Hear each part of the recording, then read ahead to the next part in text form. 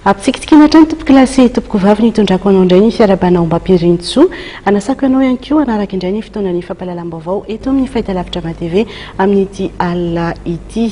Indray mbavy eo amin'ny lafiny fanatanjahantena ny baolina kitra no entintsika manomboka ny fotoana raha ny vaovao voaray dia nandresy ny Malawi tamin'ny rainy oatra ny Barea Madagasikara lalao miverina tafiditra ao anatin'ny siadina ny tompon-dakany Afrika ho an'ireo mpilalao izay tsy mila ravinahitra tafakatra amin'ny dingana manaraka izany malagasy izany hoe eo amin'ny Mozambika amin'ny volana Jolay ho avy izao.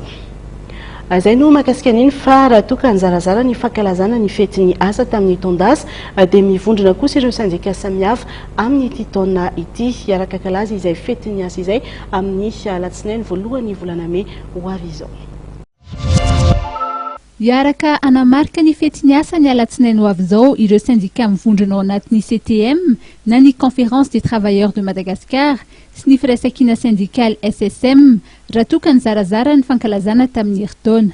Ny fanao fotoana isika mpiasa rehetra makeny mahamasina eo amin'ny hady lehibe isika mpiasa rehetra dia eo sika no mifamory dia ny tanjozotra manao diabe samy mitondra izay hamantarana azy izay dia samy mitondra amin'ny pankartany milaza an'izay zavatra tiany ambara.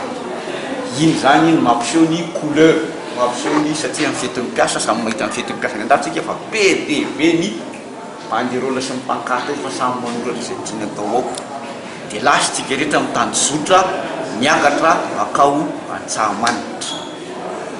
Ao Antsahamanitra manomboka any amin'ny sivy sasany amin'ny voalohany ny fandraisana fitenenana dia eny anelanelany eny misy ny kamarady Samuela. Voalaza fa ny mpiasa no fototry ny fampandrosoana mampiodina ny toe-karena raha ny fanamarihana izay noety ny Conférence des Travailleurs de Madagascar na ny CTM. Ny syndicalisme ny atao teny frantsay izy agent fort de développement. Ny mpiasa zany no tena izy fa tsy ny syndicat.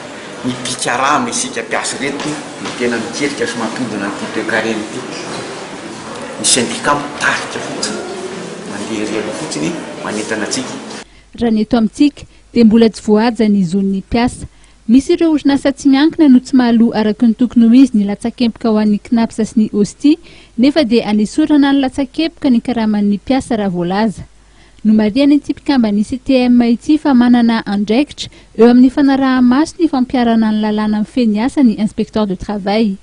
Ankoatra ireo fanentanana samihafa dia fotoana ahafahana manao hevitra mikasika ny ho avin'ny mpiasa malagasy ihany koa ny eny Antsahamanitra amin'ny alatsinainy ho avy izao.